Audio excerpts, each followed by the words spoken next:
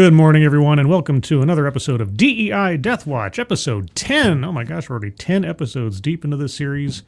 My ongoing chronicle of the downfall and the doubling down of D.E.I. in the wake of the Trump administration.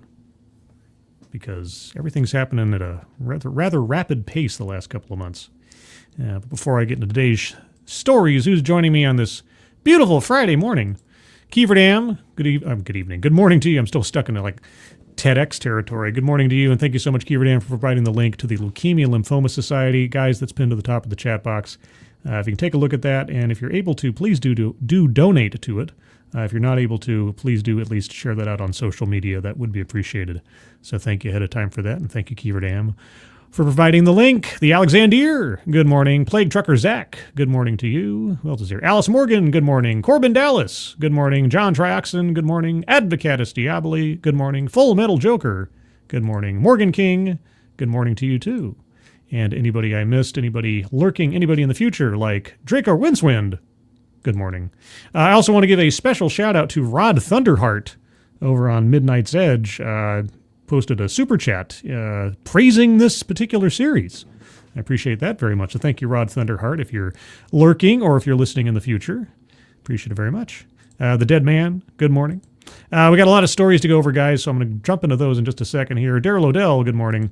I did want to say, I now have in my possession, it's a rare thing in my area, I guess, I know, Dr. Pepper, but pure cane sugar Dr. Pepper. I've never had pure cane sugar Dr. Pepper. I'm going to save it for a special occasion, specifically my birthday, which is still a couple of months away, but I don't have access to this on a regular basis, so I'm going to save it for then. But yes, I have the creme de la creme, presumably, of Dr. Peppers in my refrigerator, just cooling and waiting for the special correct time. Miranda Stone, good afternoon. And you guys know about Miranda Stone, don't you?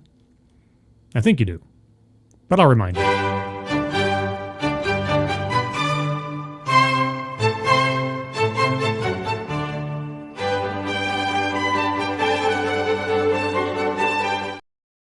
And Juliet, good morning. Simon Willikins, good morning. And let's get into the stories. This is breaking news in relative terms. This was happening just this morning, this broke. More than 50 universities face federal investigations as part of Trump's anti-DEI campaign.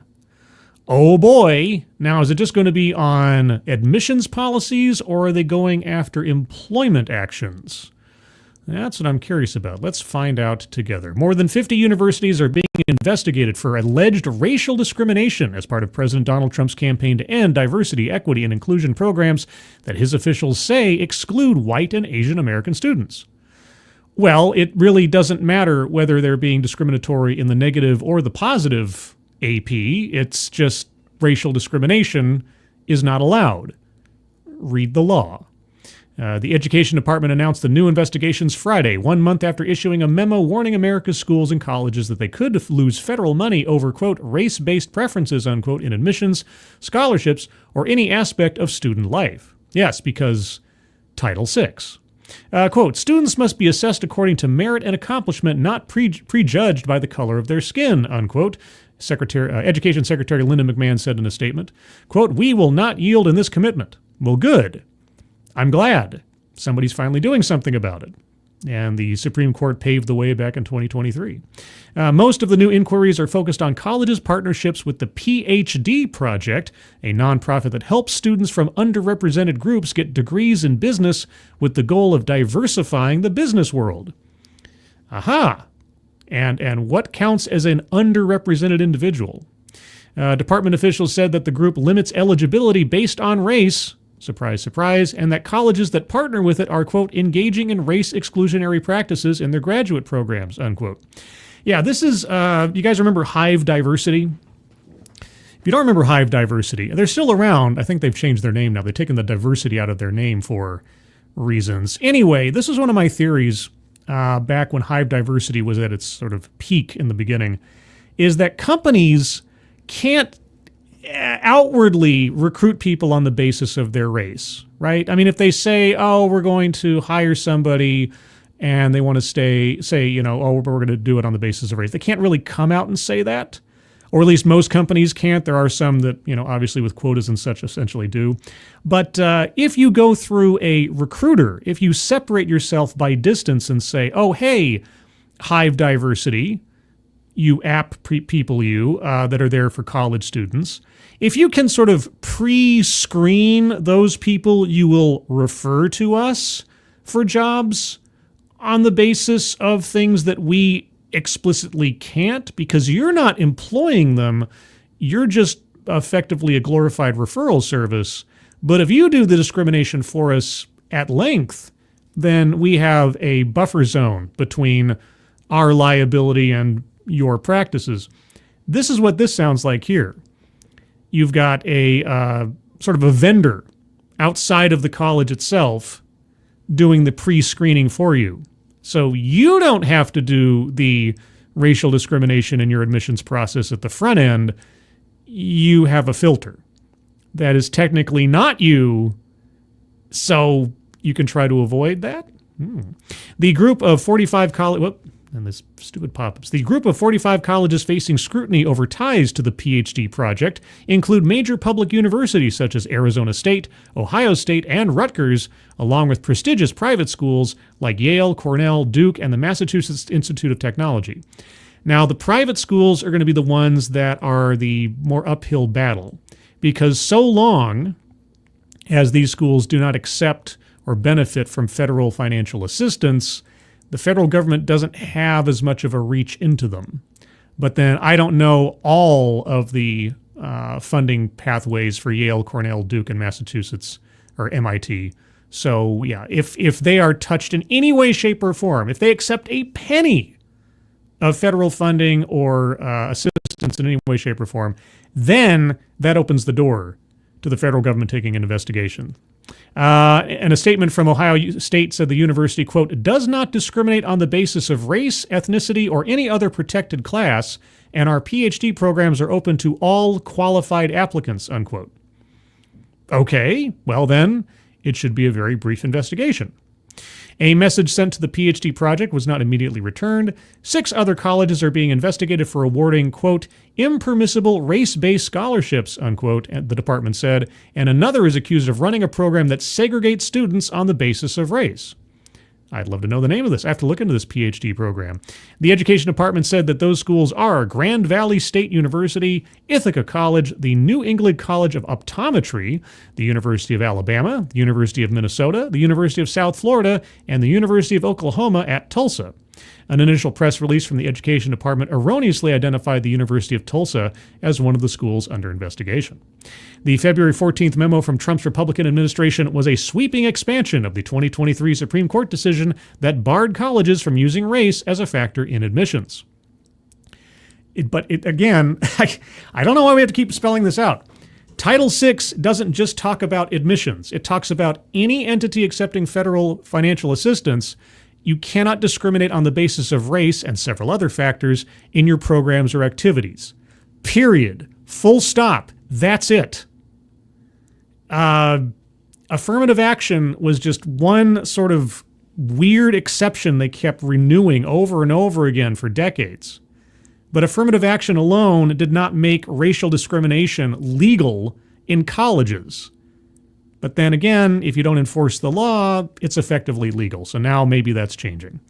That decision focused on admissions policies at Harvard and the University of North Carolina, but the Education Department said it will interpret the decision to forbid race-based policies in any aspect of education, both in K through 12 schools and higher education. It doesn't need to be interpreted. It's right there in the text. Read Title VI.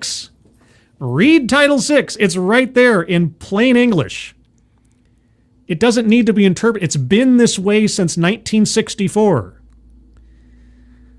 Oh my gosh. In the memo, Craig Traynor, acting assistant secretary for civil rights, had said schools and colleges' diversity, equity, and inclusion efforts have been, quote, smuggling racial stereotypes and explicit race consciousness into everyday training, programming, and discipline, unquote. He's absolutely right. The memo is being challenged in federal lawsuits from the nation's 2 largest teachers' unions. The suits say the memo is too vague and violates the free speech rights of educators.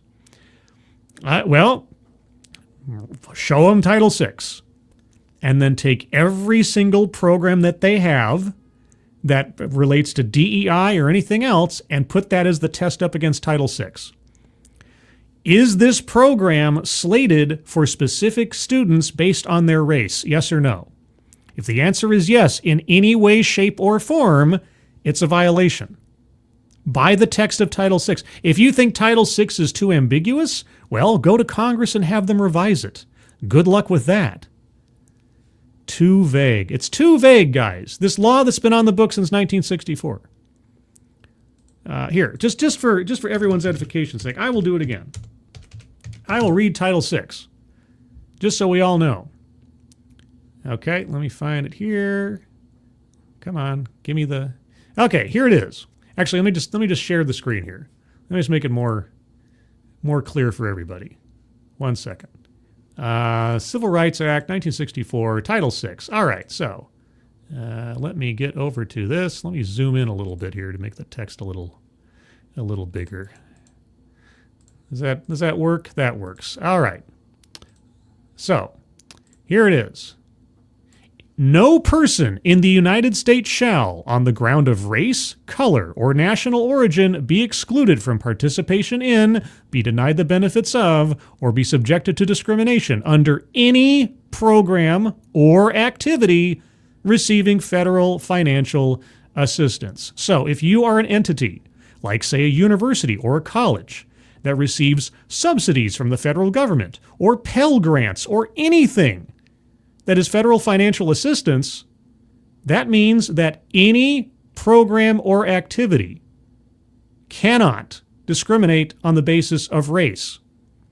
Okay? And money is fungible. It doesn't matter if you accepted 5 cents for one program in your organization over here and everything else is disconnected. It's all the same. You accept 1 cent, you are submitting yourself to being restricted by these laws.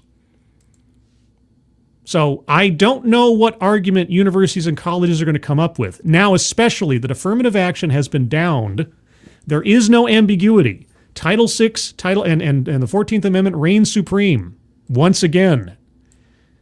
Let's hope that these investigations are thorough. Let's hope they find everything that they're supposed to find. And if anybody has violated the law in a clear way, that there are consequences that befall these institutions that are significant enough to disincentivize this stuff from taking place in the future.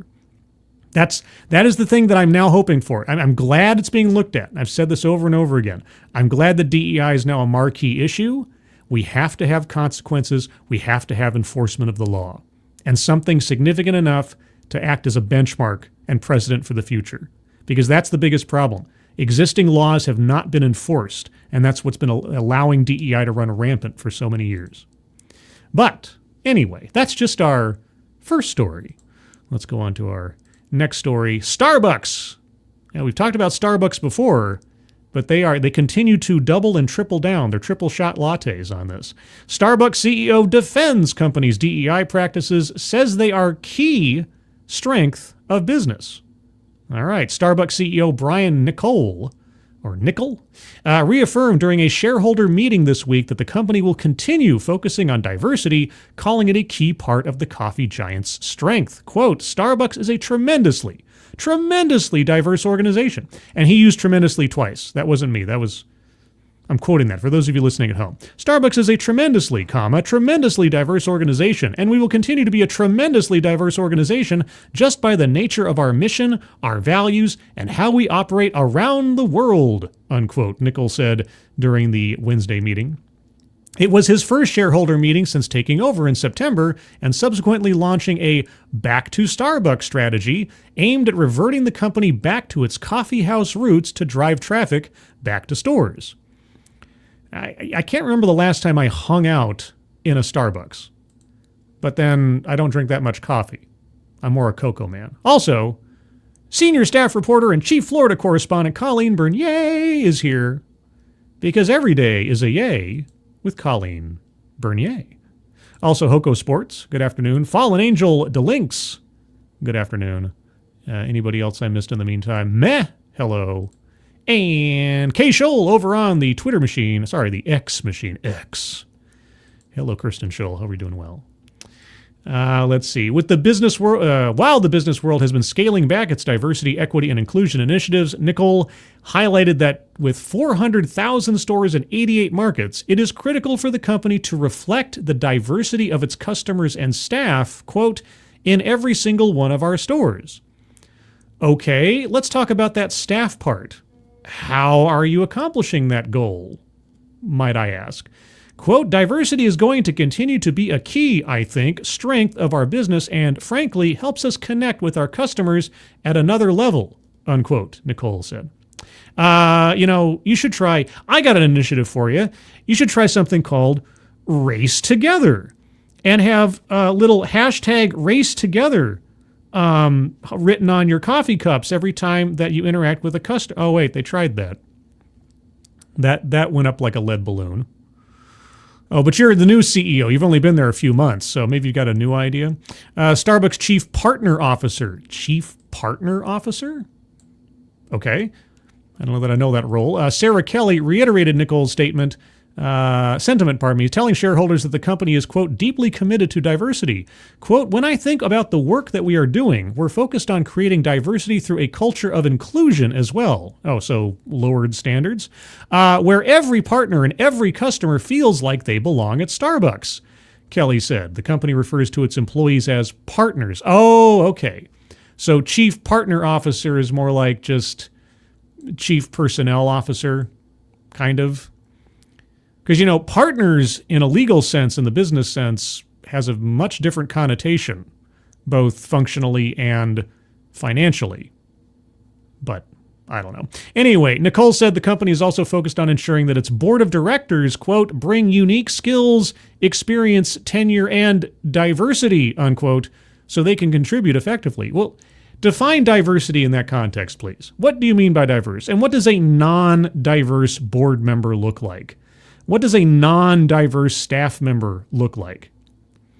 Quote, we're always working to improve our board to ensure our directors are capable, prepared, equipped to oversee the success of our business both today and in the future, unquote, he added. Well, those all sound like elements of merit.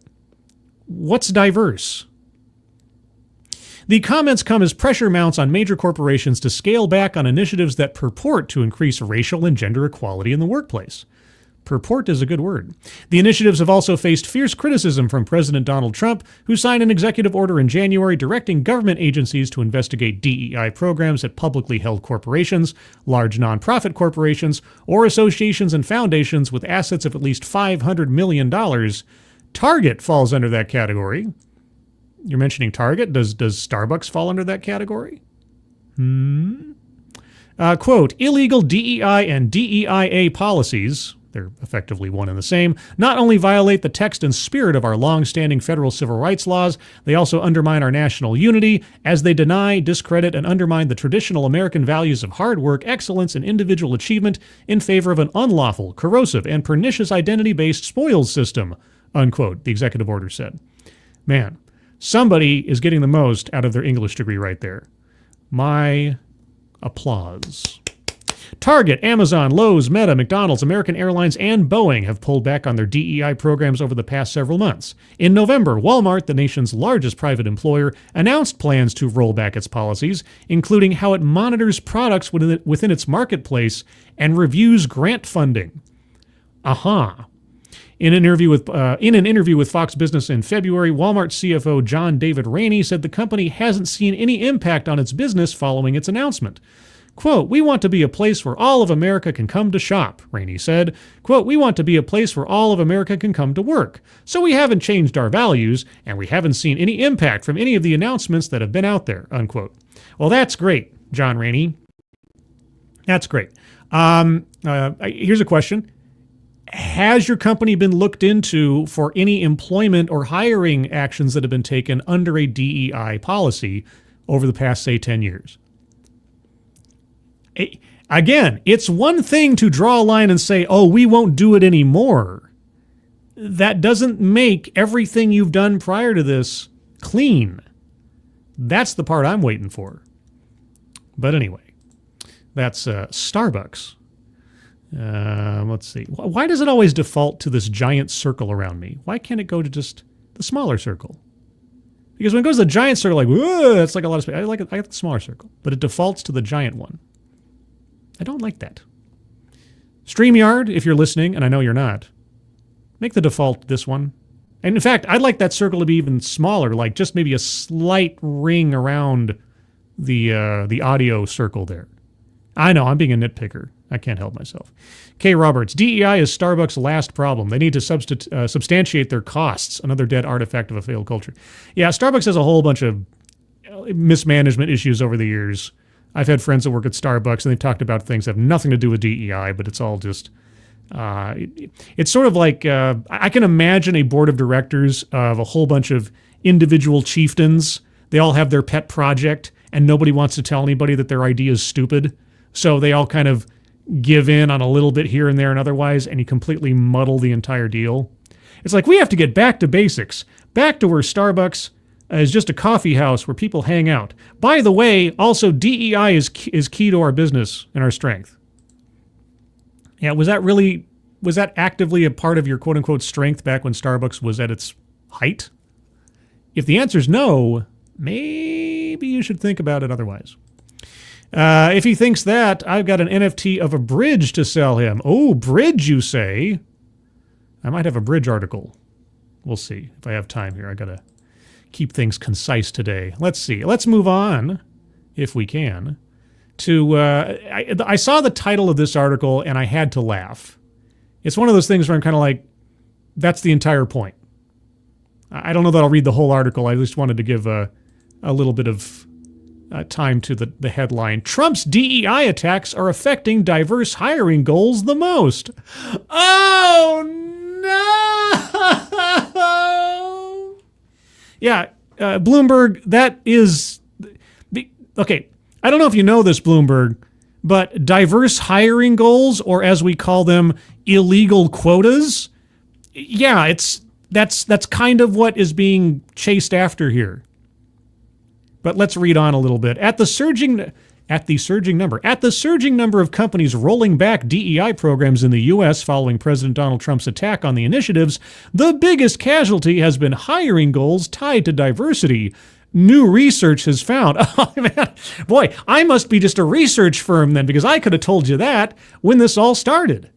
Heck, I've been talking about that for 8 years, going on 9. But hey, whatever. Since Trump's inauguration on January 20th, there's been a near doubling of U.S. companies changing their diversity, equity, and inclusion programs compared to the 7 months prior, according to an analysis of company statements over the last 8 months by Gravity Research, a risk management research firm. Well, tell me, Gravity Research, what is the risk management of 10 years or more of companies and organizations engaging in demonstrably illegal racial and gender quotas in their hiring practices that have simply gone unchallenged by the authorities in charge of such things? Let's take an assessment of that for a second. What kind of risks do you think need to be managed in a scenario like that? Among the 37 firms that announced a combined 118 changes, 47% revised or eliminated diversity hiring goals, the report found. You mean quotas. The next largest impacts were to DEI teams and to participation in the Human Rights Campaign Corporate Equality Index, the report said. Yeah, the Human Rights Campaign Corporate Equality Index, the measurement of just how far are you willing to take your declarations of potentially illegal hiring policies. Trump's flurry of executive orders on DEI, which raised the prospect of criminal prosecution for violations, thank goodness, have amped up pressure on companies since he took office. Prior to the election, most of the companies skinning back. DEI were responding to customer boycott threats from anti-DEI activists such as Robbie Starbuck. Now the focus has shifted as companies cite the changing legal and regulatory environment, said Kendall Sakata, Gravity's vice president of new products who worked on the research. This is never not going to bug me. The changing legal and regulatory environment. Title VII never went away. It's always been there. Quotas on race and gender and the like have always been illegal. Nothing has changed. It's just now that people are paying attention. That's the only thing that has changed. People are paying attention. There's actually a possibility of the law being enforced. It's not a matter of change. It's a matter of attention. That's all it is. Everybody pretends. This is like the Satsu rule. There is no history before 2016. Nothing weird occurred before Trump. Everything Trump does is suddenly a precedent. No. The history did not begin on January 20th, 2025, when it comes to illegal discrimination in hiring practices. But dang it, if every single article I read has some element that pretends this to be true. Quote, we will see companies who have federal contracts in particular adjust some of their public-facing DEI programs that could lead to scrutiny, unquote. Cicada said, why is that? What part of reality would make companies with federal contracts, or shall I say, entities that accept federal financial assistance? Why would that be? You gonna say? Quote, so that's things like aspirational goals or representation targets in leadership or in high.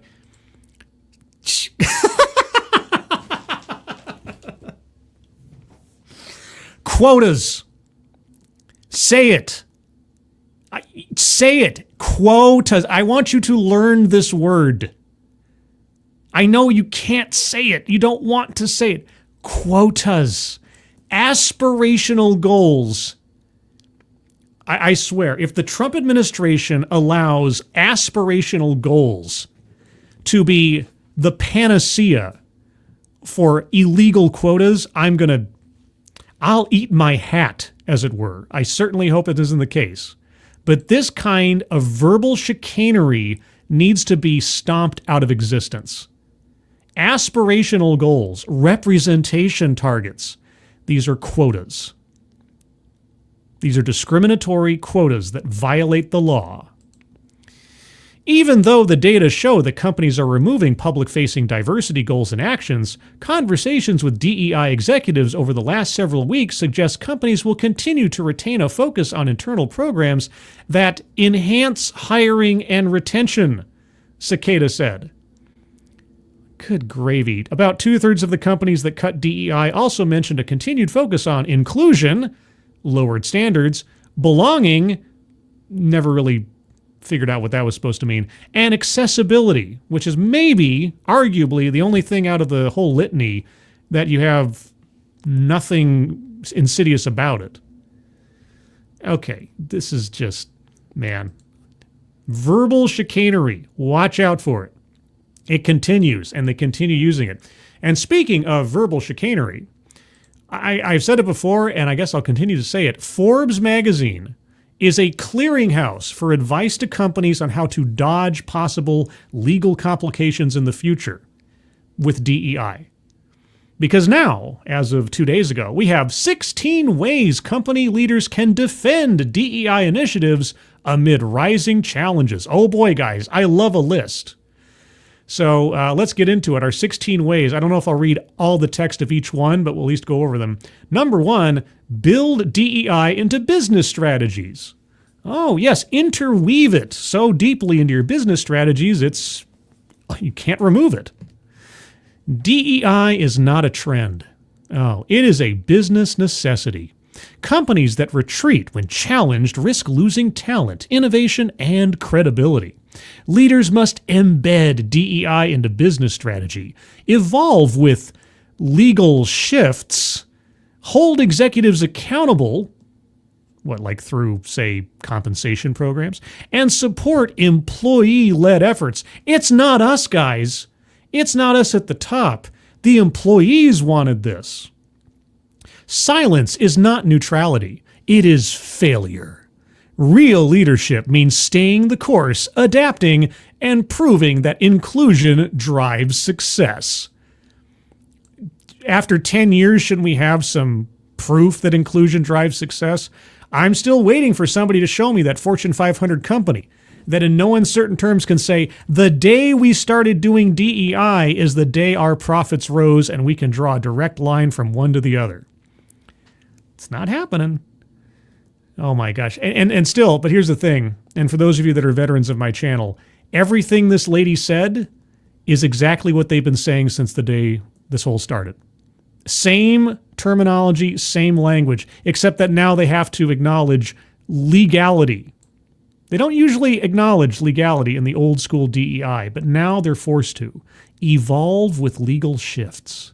Number 2, use data and programs to show DEI impact. Yes, please show me the numbers of your hiring decisions.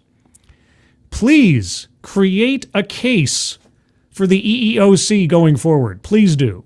Leaders can sustain DEI by aligning it with business goals, innovation, and retention. Leaders should frame DEI as a business driver, not just an initiative.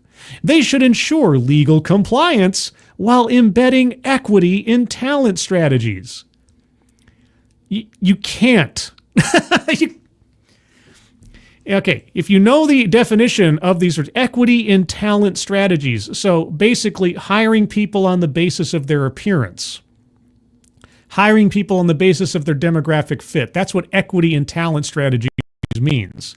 But ensuring legal compliance with that, best of luck. Additionally, they can use data to show impact, engage leadership, and communicate DEI's value transparency, let me try that again. And communicate DEI's value transparently while adapting programs strategically to maintain progress amid challenges.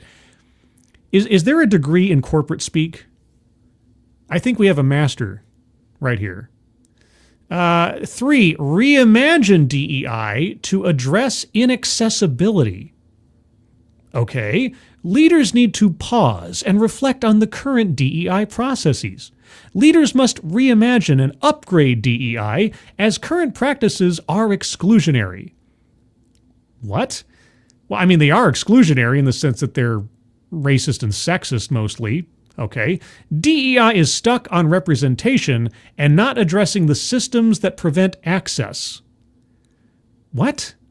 Of course DEI is stuck on representation. That's the D part. That's the E part. That's the I part. It's all about it's all about aesthetics over merit.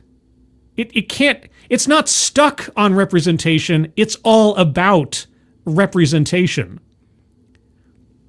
Okay, DEI is stuck on representation and not addressing the systems that prevent access. Leaders need to be bolder and brighter and re-examine and connect the business equation as a central catalyst for change.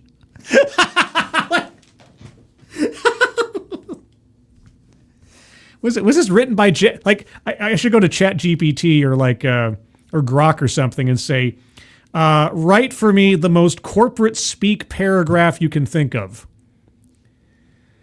Just a couple more. I don't know if my brain can take this. Number 4, prove the value through relation and elevation. Leaders need to prove it is well beyond a cause. Where DEI fails over time is when it is seen more as a social cause instead of a great way to do business. Well, you know what you could do if you wanted to prove that?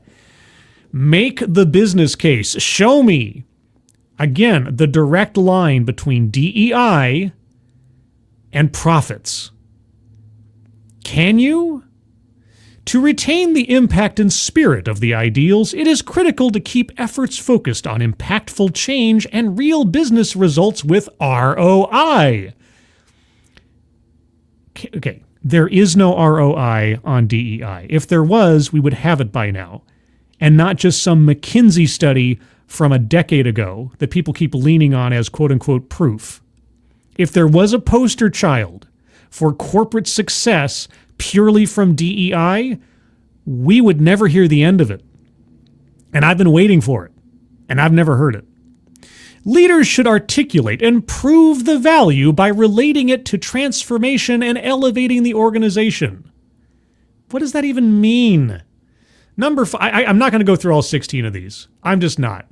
Let's see if we have anything that jumps out at us. Align initiatives with organizational vision and values. Promote DEI-related dialogue in safe spaces. Boy, I'm having flashbacks to 2014 now at Mizzou or something. 7, foster inclusive leadership behaviors. Okay. 8, integrate DEI into day-to-day business. Didn't we just have that as number 1? Number 1, build DEI into business strategies.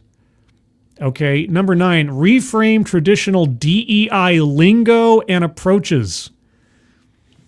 Okay, let's look at this one. Organizations should first change the language of DEI. They should get away from the words that trigger people and use descriptives like feeling welcomed, being treated fairly, and in favor of belonging instead of traditional DEI lingo.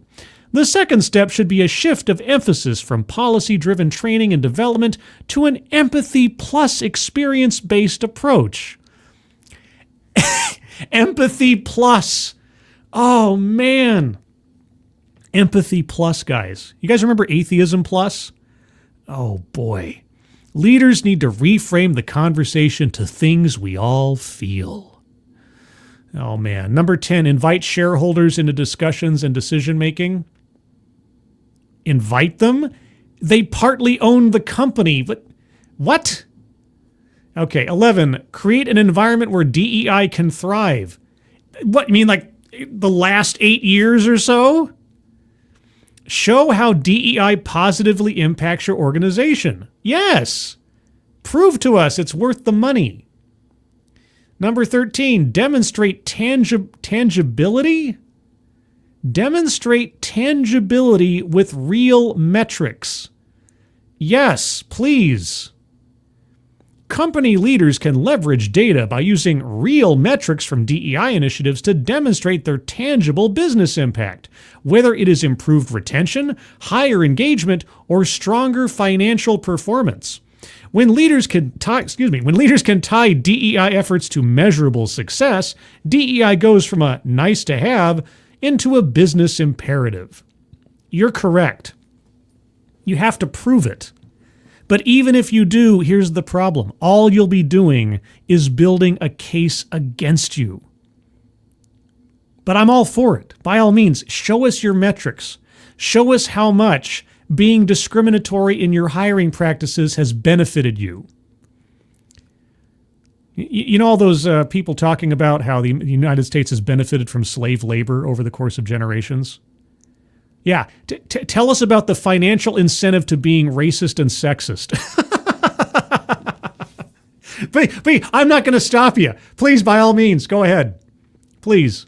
14, put the label aside but keep the same effort. Yeah, just hide it.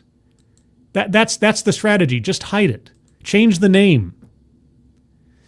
With DEI efforts facing challenges, company leaders who remain committed can embed diversity, belonging, and talent attraction. Talent attraction. Is that the rebranding of inclusion now? Talent attraction into their core business strategy without needing to label it. This is not about semantics. This is not about semantics. It is about recognizing that attracting and retaining a varied workforce has always been a business imperative, long before DEI was a formalized effort. And this is from Britton Block from Navy Federal. Britton? Man, thanks so much for that. This is not about semantics. Just, keep the labels aside. And also talent attraction. Anyway, 15, inquire about implications of change versus no change. Well, here's some implications. If you continue practicing what could at least suggest potential criminal activity, you might have the federal government investigating your company for employment violations. I don't know. That's one thing that could happen. And if you change, well, at least you draw a line and say, well, from this date forward, we don't have these policies anymore.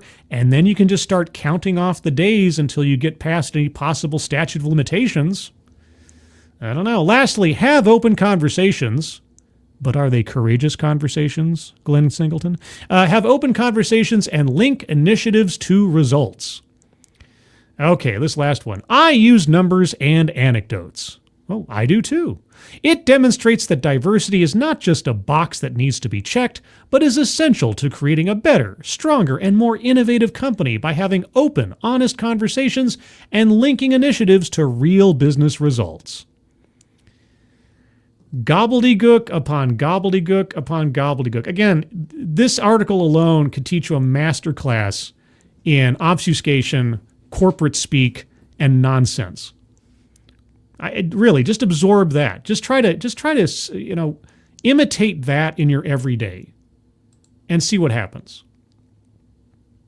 I would love to see that in real life. Somebody comes up to you with a serious problem or something, and you speak your way out of it. And maybe they think that you've actually said something meaningful. Forbes is great. Forbes is a great clearinghouse for DEI defense. In fact, I think they're the one publication that I've seen nothing but DEI defense come out of over the last 2 months. And I'm going to keep going back to them, because if I want some advice as to where, or some insight, I should say, as to where this is all going in those corporations that want to pretend like they're California after affirmative action was outlawed and trying to find every possible nook and cranny around getting in trouble for continuing DEI practices, they're my one-stop shop at this point. So thank you, Forbes, for that. Keep doing what you're doing. I appreciate it. Let's see. Let's go over to the chat here. I got so caught up. Let's see. Dexter's Killer Lab. Holy F, that is some bullshit. I don't know why I said F and then bullshit. Whatever. I'm a mixed bag of Family Channel stuff here, guys. Simon Wilkins. Congratulations, Scribe. You've gone longer than the text file my computer was speaking. Of course, I had it going at a fast pace. Well, at this point, I think I do have some vocal stamina. I would hope so. After years and years of broadcasting now, which is such a weird thing to say. It's like a radio disc jockey or something. After 8 years, I've been on the air. Well, I guess technically that's true. Morgan King, word salad. Yeah, but here's the thing. It's professional word salad. People get paid for that. Man, Fallen Angel Delinks. Honestly, my idea of a safe space would be on an island or beach surrounded by all of my favorite anime waifus in very provocative bikinis. Fallen Angel, appropriate name. It's a little on the side of degeneracy, but I appreciate that kind of degeneracy. Let's see. Anybody else here real quick? Looking. K. Roberts, they corrupt ROI's definition by favoring equity partners over investors. Yeah, they include stakeholder investors or stakeholder, what's the phrase? Stakeholder capital or equity or something. Yeah, stakeholders being not just people who have actually money invested, but also potential customers or people that might, think that they're mean or something. Yeah, the return on investment. The return on investment for DEI is, does your workforce, does your board of directors, does your executive team look the part? Can you virtue signal more effectively with a better looking workforce? That's the ROI for DEI. That's it. It's not about profits. It's not about money. They say it's about, innovation and better ideas and increased profits. Well, measure that for me. You really have to show. And how does a company measure the quality of its innovation or the quality of its insight or opinions or whatever? I hate to tell you this, corporations out there, it's the bottom line. So really, you have to be able to show that on the day we started DEI, our numbers were this. And then as soon as our DEI initiative started taking place, we had significant and measurable profits from those initiatives because of DEI. You have to prove it.